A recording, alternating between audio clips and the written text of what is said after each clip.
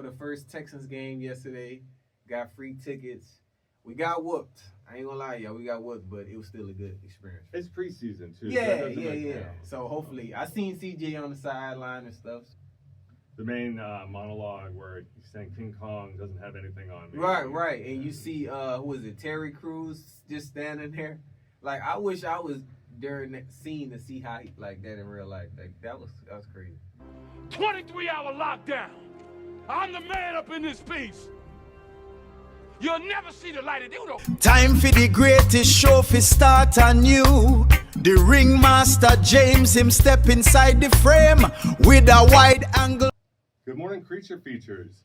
Welcome back to Cinema Clown Around. I'm James, and this is episode 13. And today we got a very special guest today. Hey, what's up, Go ahead bro? and introduce yourself. My name is Jomyrin Mckeel, a.k.a. JRodd, co-host of J&J Sports. My brother invited me to the Cinema Clown Around. We're going to clown around and see what's going on with these movies, man. How you doing? I'm doing well. How about you? Great. Can't complain, bro. Can't complain. So what we got on the menu sheet? Well, today I know you said you wanted to talk about Denzel. So we got 3 of Denzel's best movies, and we're going to chat about them. Let's do it. And also, before we get started, I want to remind everybody to please subscribe, comment, like, and send me any topics you'd like. And also, before we get started, tell people where they can find you. They can find me on YouTube, Instagram, Creative by JRM, YouTube, Hot Boy Jig, TikTok, same thing, all platforms.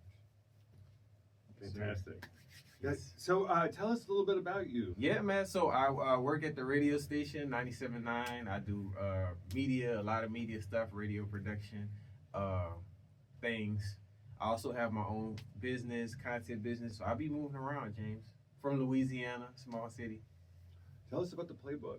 The Playbook, y'all. So this is a podcast about music and sports, right? So I have artists. This second episode loaded, but it's about having artists talking about sports and athletes talking about music, kind of giving a combination of how they connect with each other, music, because I really feel like it connects. Oh yeah, there's a ton of intersections with both of those. Music is right. So I was like, I came up with the idea, put it together, and now we on episode 2 coming up.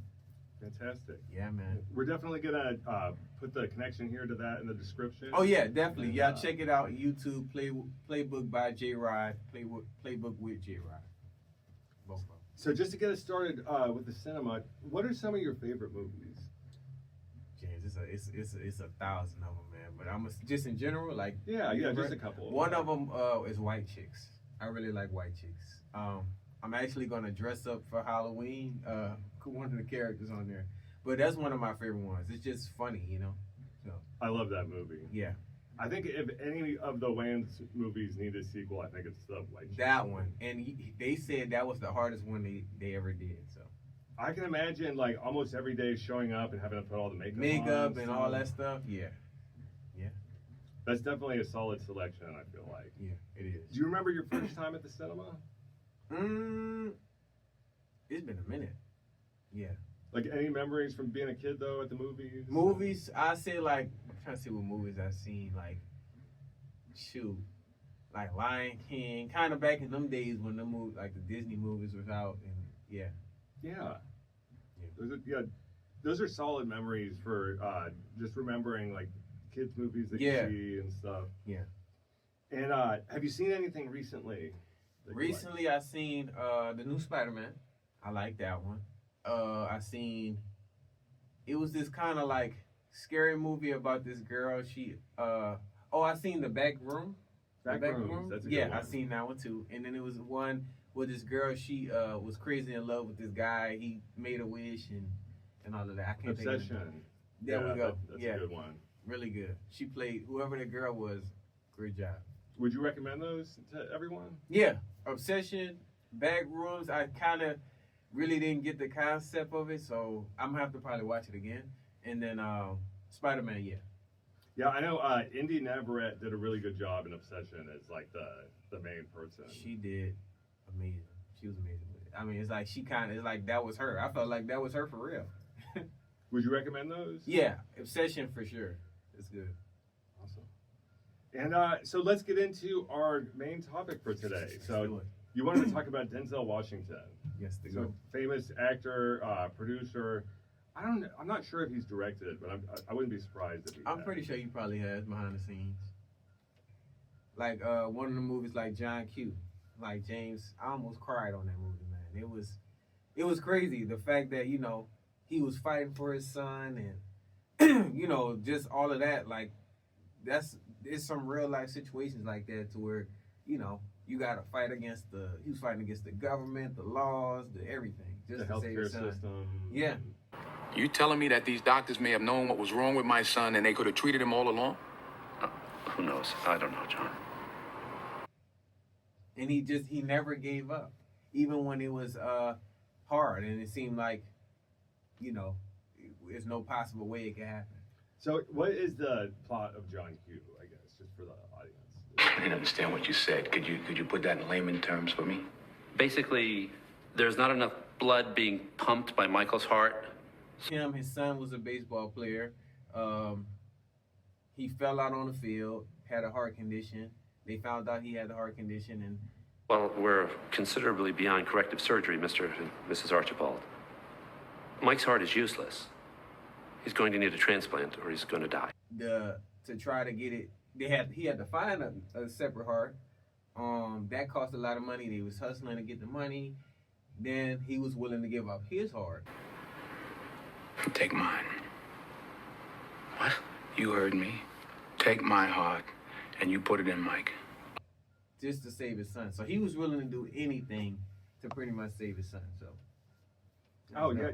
That it's got to be a really difficult character to step into because Yes. it sounds like it's incredibly emotional. It is, and it's like he had, like, for me it was like nerve wracking because we don't know, okay, is his son gonna live, this and that, like it's real nerve wracking once you get deep into it. So could you imagine anybody else playing the main role there? I'm not asking you anymore, Doctor. I'm telling you, you are going to give my son a new heart. You understand me? Other than him, Will Smith. I can see Smith. Will Smith doing it. Other than that, I doubt it. Yeah. Or it's somebody else, but I'll say those two. So it wouldn't quite be the same then without Denzel. Denzel. I think Denzel's he played that one. I am kind of curious. Do you remember your first watch of John Q? Yeah, it wasn't in the movies though. It was on TV. I was sitting in the living room watching it, and I didn't really understand the concept at first. When you first seeing something, I watched it again, and then I started putting the pieces together and stuff. So. Yeah, I didn't see this one in the cinema either. I actually watched this one at work. Where I was working, there was like a television. So it was Right. kinda nice to. Yeah, man. Shoot. But I really enjoyed it. Like watching it all the way through the first time. Oh yeah, it was good. It's one of those movies where you kind of have to finish it once you start it. 'Cause Yeah, if you stop, can't just then- stop it. Like you gotta really pay attention. Like you can't be on your phone. Like you gotta really, cause you're gonna miss something, and then it's like you now you're confused. Yeah, and what did you think about the way that he had to connect with the main actor Daniel E. Smith, who plays his son?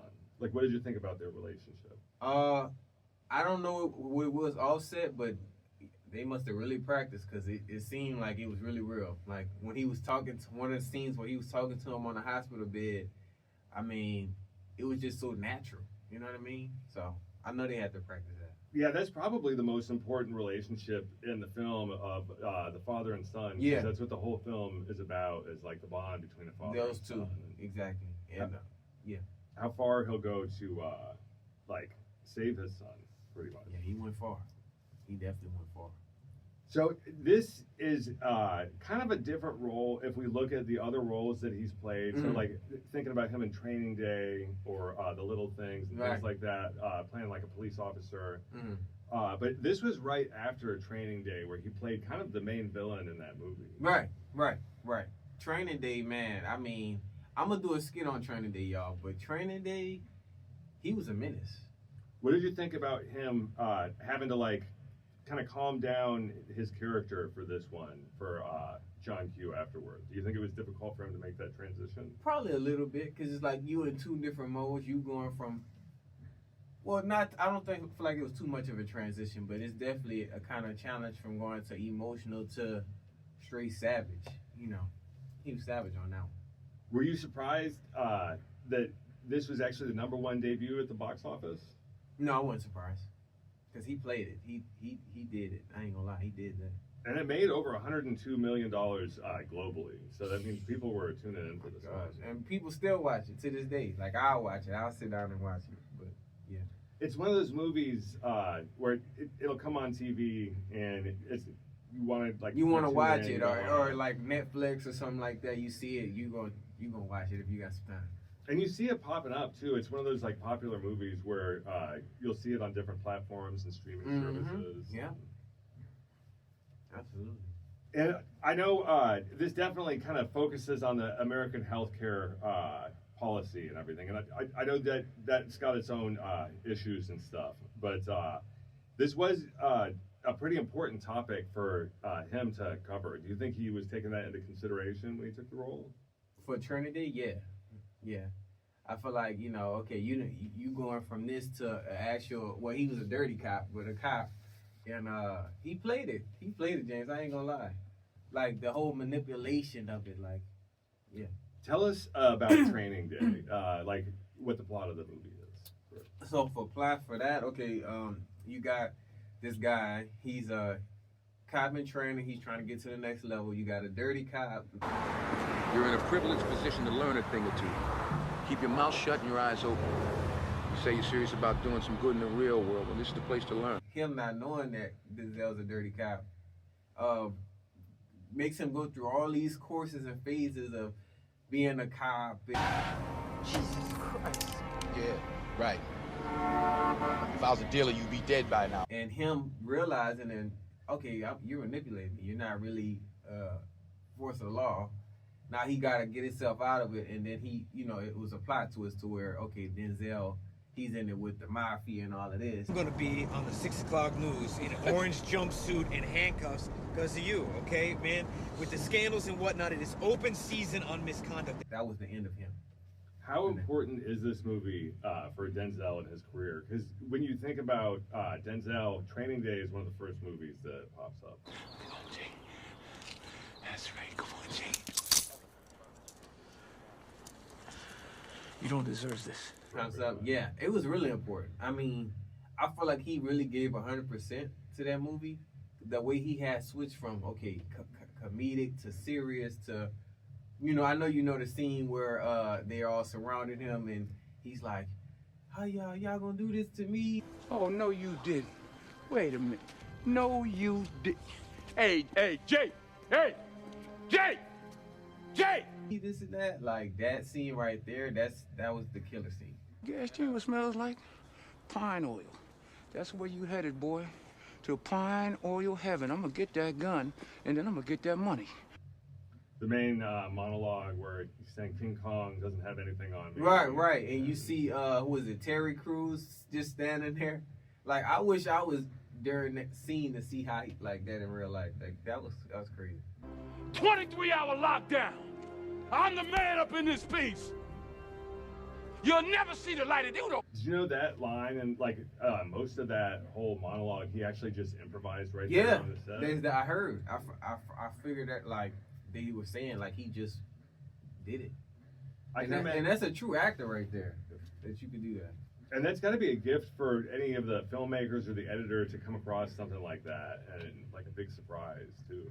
The fact that you like, okay, it's like you running out of line or something like that, and it's like, okay, it's still rolling, you on a time or whatever, and he just kept it going. And this was written by David Ayer, which he's done a lot of really good movies. Fury, he did the first Suicide Squad movie, and Harsh Times, a few other good ones. But he's a Los Angeles native. So what do you think? Do you think that played into him writing the script? Yeah. I think a lot of that was based off of what was going on in LA, like the Crips and Bloods and different stuff like that. Corrupt police. Yeah, corrupt police, dirty cops. Yeah, everything.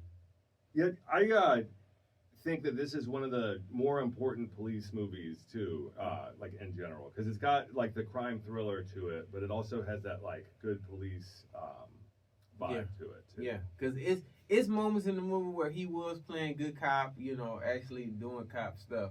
but it's spots where it's like he just confuses you. Like I don't know if you remember the scene where they was in this guy's house, I guess, you know, the head of what they were doing, and he killed them. You know, he's like, okay, you don't want to kill him, Jake, okay.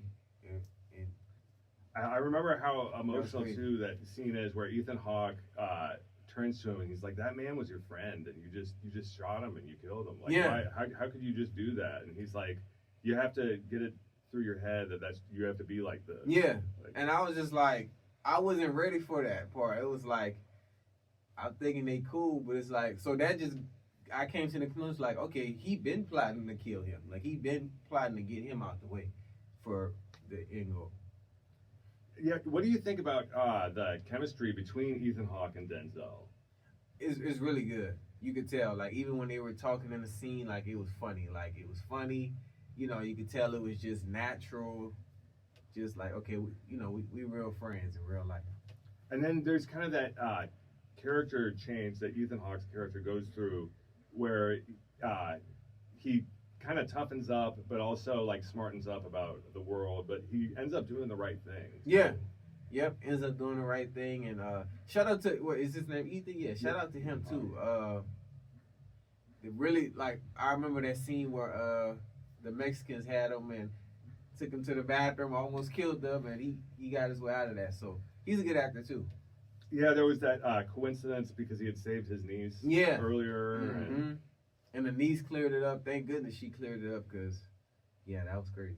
As soon as that movie starts, it seems like until the very end of the film, just one crazy thing after another. Yeah, and it's like you're surprised each and every time. Like you know, usually some movies you kind of already could get the gist, but with that, it's surprising when they visit the lady house with the fig Warren and went in the house, stole money and this and that. Like, it's crazy. Yeah, and I know Snoop and Dr. Dre both have cameos in the film. In that, too. yep. I think Snoop Dogg, he had something hidden. He was trying to hide some drugs or something. And they got it. So yeah, they played.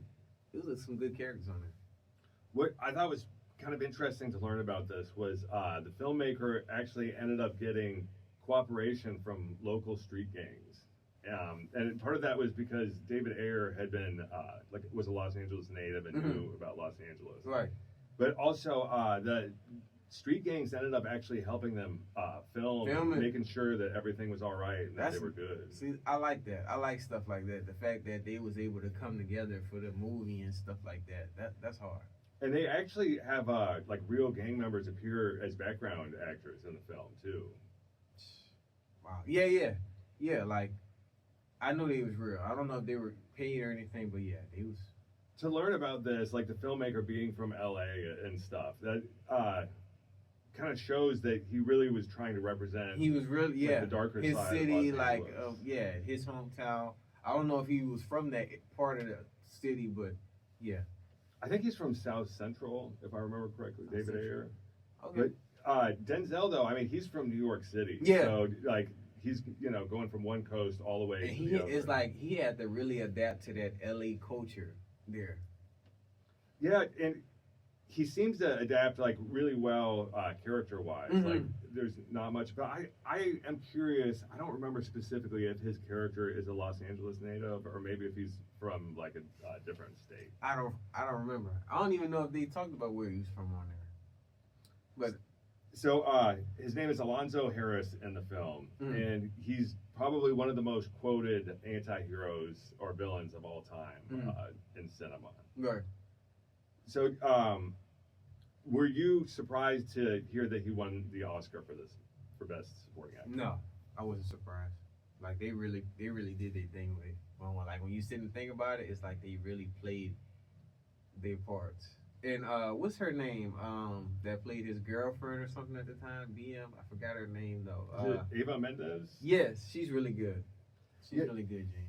She's been in a lot of really good stuff. Fast and the Furious. She's been Has her character? I remember she was in Too Fast, Too Furious, but has her character like reappeared in any of the other Fast and Furious movies? I seen her in the first one. I don't know if they brought her back for any of the other ones. I ain't gonna lie. I got to go back and see. Because there's so many of the. But yeah, the Too different Fast, films. Too Furious with Paul and Tyrese, that one was really good. And then she was on All About the Benjamins too.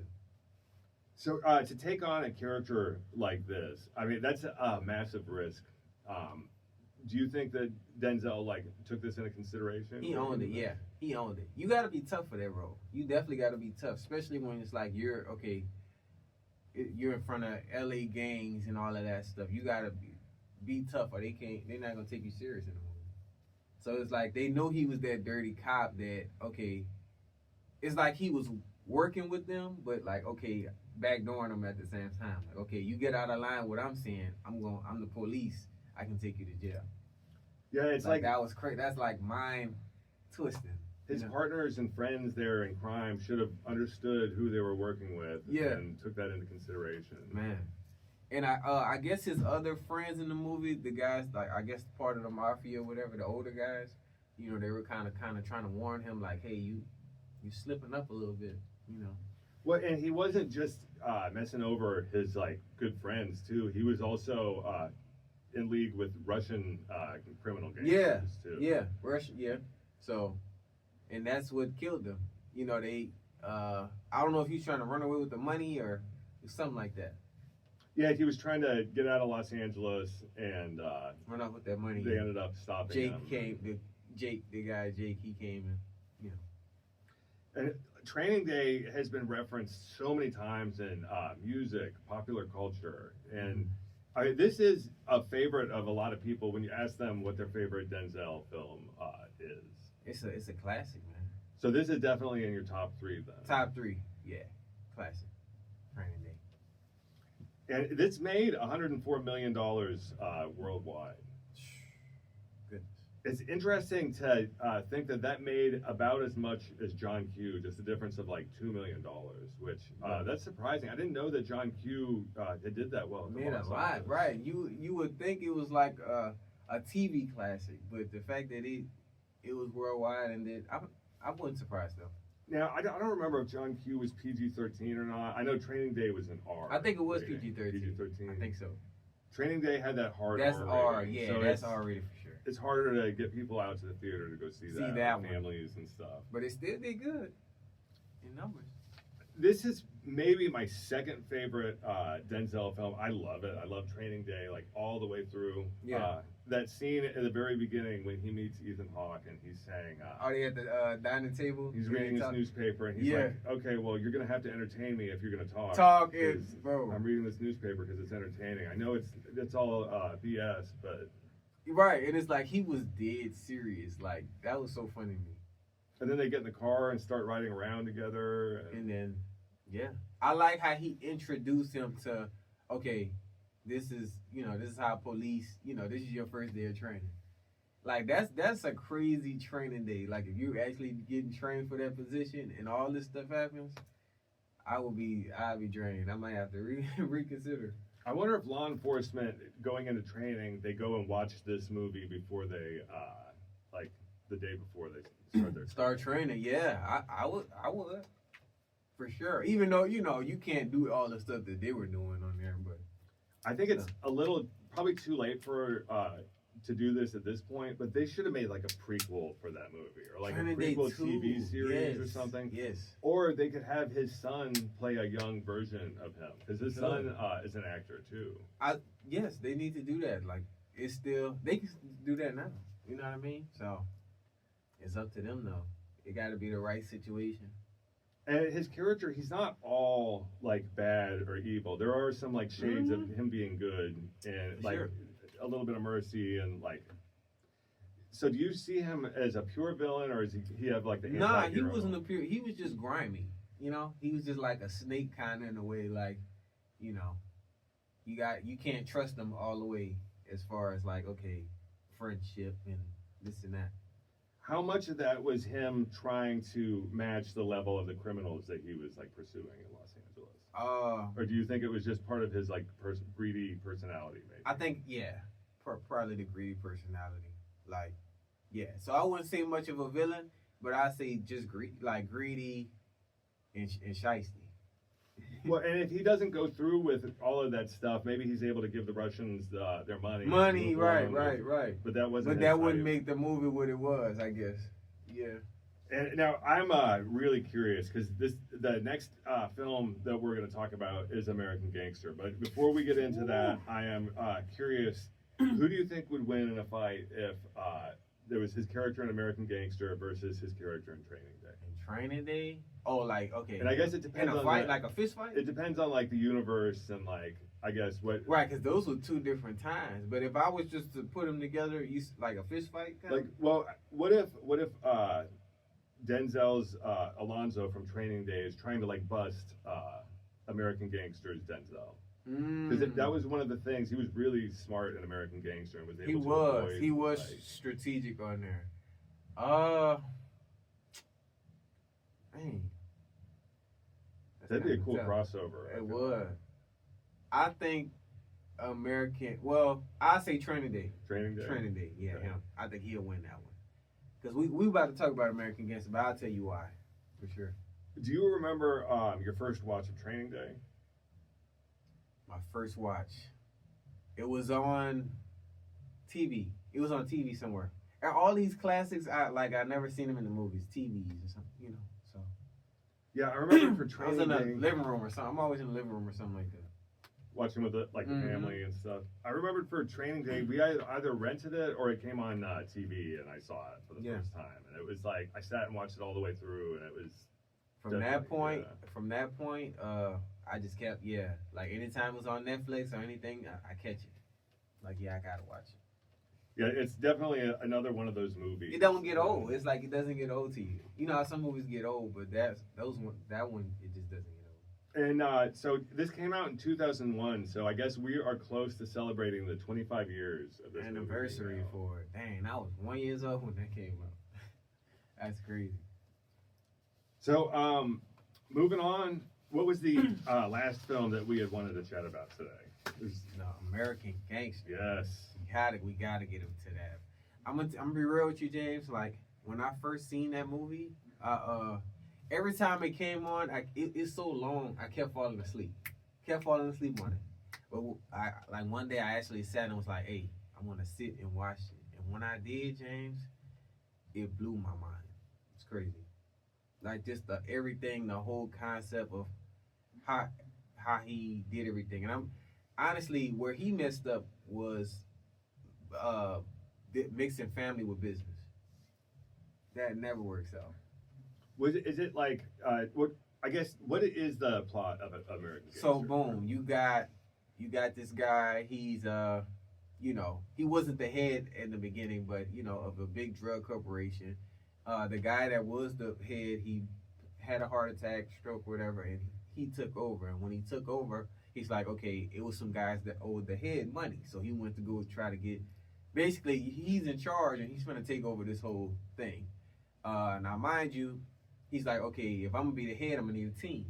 He brought all his family that came from the country or whatever, made them work for him and stuff like that, and that's where he messed up at because some of them got addicted to drugs, some of them got big-headed, and they forgot like it's a business. You know what I mean? And that's what was the downfall. That even as it fights a war that's claimed 50,000 American lives, the military is smuggling narcotics. That is how this event today will be interpreted.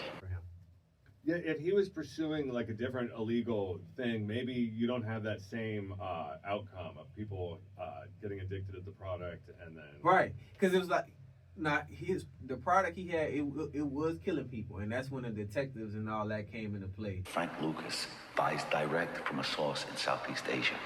He cuts out the middlemen, and he uses U.S. military planes and personnel.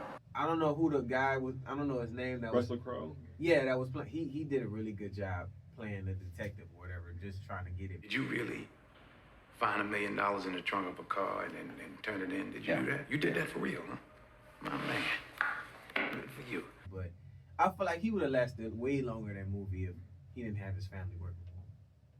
What's pretty interesting with Russell Crowe and Denzel in that movie is you see them apart for most of the film. Most of it. You know Johnny Law got it though, right? Maybe. Ain't no maybe about it, Mr. Richard. You know he got it. You turned that money in, he took it, and you ain't get nothing for it. And he's trying to catch him. He's trying to pursue him the whole time. Yeah. But then you finally get that scene with the two of them. I feel like that's a good payoff. What's the right thing to do? That's true. That's a good answer. It was the right thing to do. The question I've been asking myself is, would you do it again? Y'all, that's the scene that I reenacted on YouTube. Y'all can check that out on my YouTube channel, Hot Boy Jig. I was playing Denzel with the white shirt. They're gonna shoot it, they're gonna steal from it, they're gonna die for it. Putting me in or out ain't gonna change one thing. And that's the way it is. That's just the way it is. So what we got? James, that scene was so funny, and it was like I had to make certain facial expressions to match Denzel because he goes from serious looking to smiling to like you couldn't really pick his vibe up. I would be frustrated being a detective in that, you know. Do you think like Denzel was part of his character that he put that in intentionally? Yeah, like he really did it. Like, you know, like, hey, you don't got nothing on me, so I'm gonna just do what I want to do at this point. He really didn't have anything though. The scene that sticks out the most for me from this film was where, I don't know if it was a different crime organization he was selling drugs to. Mm-hmm. Don't understand why you gotta take something that's perfectly good and mess it up. See, brand names mean something. But they had started cutting his product or making it weaker. It was a different, it was a different one. And he checked the guy, I guess that was ahead of that cartel, whatever. It was like, hey, you using my product and switching the name is infringement. Blue Magic, that's a brand name. Like Pepsi, that's a brand name. I stand behind it, I guarantee it. Or whatever. So, you know. Were they using his packaging? Yeah, using his stuff, but changing the name. So like, you guys can change it, but don't. He said you can use it basically, but stuff. don't change the name. You know what I mean? What do you want, Frank? I want to change the name on it? I would have to insist that you change the name. Fine by me, Frank. I'll call it Red Magic, even though that don't sound as good. Yeah. Don't say that it's like my stuff. Yeah. Given weaker stuff. That is a pretty interesting scene because he's not about saving money, but that's all about the customer, right? Yeah, the principle. You know what I mean of everything. And I know you remember the cafe scene, James, the cold scene where he's kind of talking with his family, and he sees the guy that owes the other guy money. He's like, y'all hold on for a second. Go outside to try to get the money. And then, you know, the guy, he's refusing, whatever, pulls the gun out. And it got real from that point. You know what I mean? I remember you sent me that scene a few years back when we were talking about movies. And that was crazy. Like, I don't know if dude thought he wasn't serious, but if somebody pull a gun out and have it right here, you gotta shoot it. And it's also broad daylight, and everybody on the streets right. are watching this. Broad daylight, it's like you serious if you're doing this in broad daylight like that. Like you just, I need that money. And when he shot him, he took the money out of his thing and gave him the 20%. Cause you remember the beginning scene where he walked in and Denzel was eating and stuff. He was like, 20%, and he gave him $1, I guess, of his meal or whatever. So, that was a cool scene when he put the sugar cup on the ground. I like that. That's in the beginning, right? Yeah, that was close to the beginning. That's was like, okay, now it's gonna get serious. Are there any other scenes that really stand out for you? Let me see. It was that one, him checking the guy about the product, and then it's a few. The interrogation scene, that was a good one. And and shout out to Cuba Gooding Jr. He was funny on there. Shout out to Cuba Gooding Jr. Was that the the brother or the cousin who messes everything up? No, that was the guy that switched the name up. Okay. That was him. Yeah, that was Cuba Gooding Jr. Yeah. So him, that one, and then I guess when they go meet out to Japan or somewhere, like out the country to go get some more product. This movie, in general, I mean, it's so well crafted too. Like not just well acted, but well crafted because you have Ridley Scott directing it, who he made Alien, Prometheus, those other movies, and it's interesting to see him make that change from sci-fi going to dramatic stuff. Yeah. And I really feel like Ridley Scott got the best out of Denzel. I mean, he's going to give his best anytime, Yeah. but when you have like elite director working with an elite actor, it's gonna be a hit. It's gonna be a hit. do you think that's one of the reasons why the movie's like so watchable and like so like well remembered? When you have a good actor that's leading the role and a good director, it's so many things that it's so much creativity that's coming into play. Did you know that this was actually, it opened up to $43 million for Denzel. So this was the biggest weekend opening for him ever in his career. 43 million? No, I didn't know that. And it actually made $269 million worldwide. My goodness. And this was like a 70s movie. It was kind of like in the 70s. Yeah, set.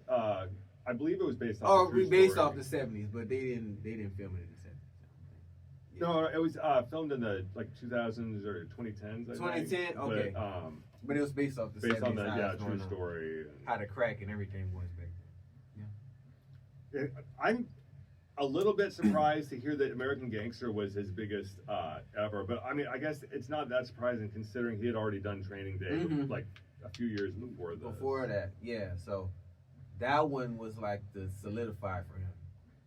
And one of the things that you had mentioned, kind of going back to that scene of him sitting in the restaurants and stuff, is it's interesting that a lot of mobsters you see in films and stuff, they're really flashy and loud and stuff. Right. Completely different. For him, like, yeah, he's real smooth, real just clean to the point.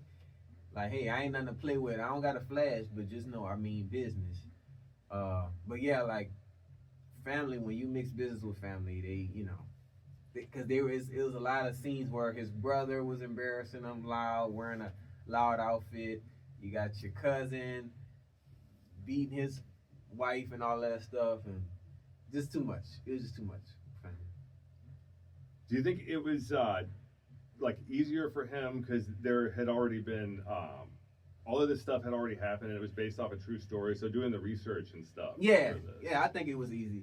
It was easy. Another cool scene, James, I wanted to bring out was you know the scene where he smashing his cousin with the piano board and he had the blood on the carpet. He's like, that's alpaca. That's $20-something. Alpaca. Like that scene right there is like that was a good scene. It kind of shows his like personality a little bit. Right. That's when, and I think that was the point of the movie where it started going downhill. Like he was getting irritated with, like nothing's going right. You know what I mean? Like family out here embarrassing me, and everything like that. So.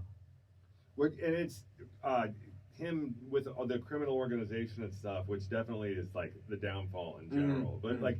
His character in that, he probably could have done a legitimate business and been incredibly successful. That's what I thought that's what I thought he should have done, even if like, okay, if that's the main one, had other things to, you know. But he put his people on, you know, but yeah, it had like something where they wasn't working in it. And do you remember your first watch for American Gangster? Yeah, it was on Netflix. Netflix? It was Netflix. That's when I first discovered it. Probably before that, but that's when I really just watched it on Netflix. I think I had got the DVD from the library. I like checked it out. Yeah, because I didn't watch it like when they would drop it in the early 2000s. I've never seen it, but like kind of coming up, that's when I started seeing it and watching it. So. And do you think that this is his best film, Denzel's? Yeah. Yeah, it was. Number one for you? Yeah, number one. Actually, no. I'm gonna have to give Training Day number one. Training Day and then American Gangster. I love both of those films. I don't know if you've seen this one. It's called The Little Things. Little Things. I think I heard of it. What is it about? Like I love that movie. It's from 2021. It came out in January 2021, and it's about you have Denzel Washington, Rami Malek, and JRodd Leto, who I know at the moment he's like not doing too well in the public eye, of course, but he plays kind of the villain in the movie, so it's still an enjoyable thing to watch because you can see him being the villain. But it's about Denzel plays an ex-detective who's now like a highway patrolman because of something that happened previously in his career. Yeah. And he's driving evidence out to a like adjoining city because they're investigating some recent serial killings, or like a possible serial killer. And this was set in the early 90s. Yeah. In like kind of a Southern California town. All right. So when Denzel's character gets there, Rami Malek is the main detective of homicide there in that other city. And he recognizes Denzel's character having worked on previous like big serial killing stuff in the past. So he kind of becomes his unofficial advisor. Gotcha. And it's the two of them hunting down JRodd Leto throughout the whole movie, and it's really good. I gotta see it. I never seen that. The Little Things. I'm gonna have to check that out, y'all. I would heavily recommend everybody check it out if y'all haven't seen it. I've seen it like 5 or 6 times. Oh, okay. It was on. It was one of those releases for HBO Max where they released it early because of like COVID and quarantine and all that. And it did really good. Yeah, it did very good, and I kept watching it over and over and over because it's that enjoyable. And it's like I'm gonna check it out. It's got kind of almost a little bit of like a Silence of the Lambs type of vibe to it. Yeah. So like with the serial killer aspect, but I would heavily recommend it to everyone. I'm definitely checking it out there. It's lit. And then I thought it'd be interesting maybe to just kind of chat about some general Denzel Washington facts. Let's do it. So he was actually named after the doctor that delivered his father in 1909, Virginia. Really? Because his father was named after that doctor too, I think. So that's where the name originated. Denzel, yeah. Okay. And when he was in a beauty shop at the age of 20, there was a neighborhood friend who, her name was Ruth Green, and she was kind of considered like a psychic by the community. And she wrote down 1975 and 28 and predicted that he was going to grow up to speak to millions. So this was kind of almost prophecy. Speaking into existence. Yeah. Would you say that came true? Yeah. Yeah. Definitely. Actually, he was pre-med before he became an actor, too. So I could see him as a doctor. I can see that, too. But I'm glad that he decided to go into acting. Acting, yeah. I'm glad. Because we would have never seen the greatness. He also has a permanently dislocated pinky finger. Because he broke it in a basketball game when he was a kid. Another fact that I heard was that before he made it big, like he used to pick up trash and clean up and stuff. And he basically had pride in that, like you have to crawl before you walk type of deal. No job was too small or too unimportant for him. Right. And I was like, that's like a humbling moment for anybody. It's like, okay, he started picking up trash. Look where he is now. Oscar winner, 2-time Oscar winner. He won for Glory and then later on for Training Day. Yeah. And how hard do you think that was to win another Oscar after having already It's hard. It is. Shout out to Michael B., but it's like, you gotta really bring a hit to win again. You know what I mean? Well, he's in his 30s, so he's got plenty of time. Yeah, I think he's gonna get another one before it's over with. I think Michael gonna get another, for sure. I think he got a new movie. It's like a race car movie or something. Okay. Coming out. I gotta watch the trailer. It's something with cars though. Check that out. And speaking of like actors and stuff, he actually funded Chadwick Boseman's acting tuition. I heard, Denzel be looking out. That's the one he played with him in what's that scene? What's that movie? I can't think of the movie. They played in he was like the neighborhood guy and he was the artist painting for him. Can't think of it. Okay, I think I know the one you're talking about. Yeah, It's a more recent film. Yeah, right? But no, that was a really good movie though too, James. It was a scene where it's like, okay, he was hanging with the thugs, and he came. He was like, "Let's go, Miles," this and that, and I ain't gonna spoil it for you, but it's a good scene though.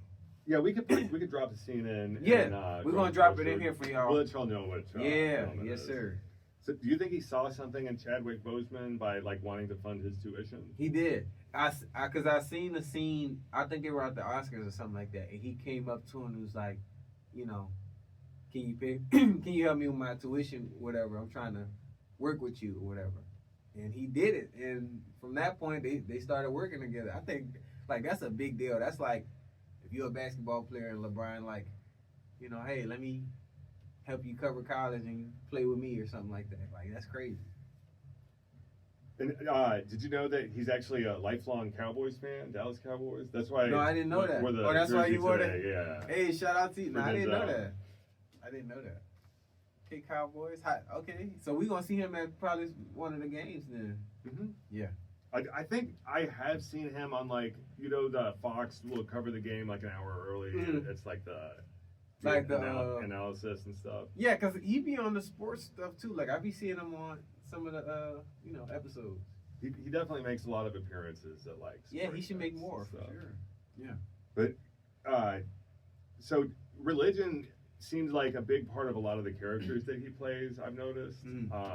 Especially, I forget that one film. It's like the preacher's wife where he plays that angel. Is that the name of the movie? It's a Christmas movie. Dang. I think that was the film where he's an angel who comes and he helps preacher and his wife reconcile. I can't think of it, but I think I know what you're talking about. Yeah. Oh, the other scene where he was the fake Muslim. Damn, what's the movie where he's fighting everybody and it's like a time? He's on a timer when he does it. Like, time. I know there's Can't the think one. of it, bro. It's crazy. It's not the one where he's plays blind. But it's multiple. Guy, right? It's multiple movies of like he's been in, like 1, 2, 3. It's the same movie, but multiple. Oh, The Equalizer. Right? Yes, Yeah. The Equalizer. That's the one, and that's the movie I was talking about with your boy in that scene. I think it was Equalizer too, but all of them are good. Yeah, he's been in so many different good movies and stuff. I love him in the action. The action ones is like my favorite genre. Like with him action and fighting and stuff. Yeah. And when I was researching for this, I was actually kind of shocked to see that he was 71 years old. He seems like he's like in his 40s or something. Right, because I seen a recent that recent movie where we could talk about it I guess now. They said he kissed a man. I didn't see the scene or anything like that, y'all, but he's older, a little gray on him and stuff. So yeah. Interesting. So that was one of the more recent releases? Yeah, recent releases. Okay. Yeah. But I think from Equalizer under, that was his prime. Like, yeah. Have you ever seen the movie Seven? Seven. It's got Morgan Freeman, Brad Pitt, and Kevin Spacey. And Dang, Gwyneth I feel like Paltrow. I've seen something like that, but no. It's another serial killer film. And he actually turned down the lead role. He was going to play Brad Pitt's role, who... Oh, okay. It's about, there are two detectives, and one of them is new to the city, Brad Pitt is, and Morgan Freeman is kind of the mentor. And okay. they're hunting down a serial killer who is going off of the sins of the Bible, the 7 deadly sins of the Bible, and that's how he's like... I wonder why he turned it down. Maybe because he wanted to be.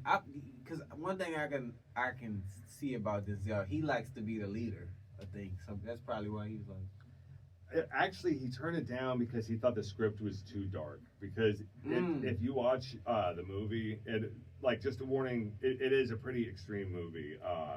But I think I have a DVD, so I'm going to definitely let you. Let's show a clip or something. Yeah. That's one that you definitely have to. I gotta watch it. Okay. I highly recommend that one. But he said that this was his biggest career regret of turning down that role. Oh, that one? Yeah. So it's because he started getting. Now he's doing more religious type of movies now. So. Yeah, and religion is like kind of a big part of his background. His father was a Pentecostal minister. Yeah.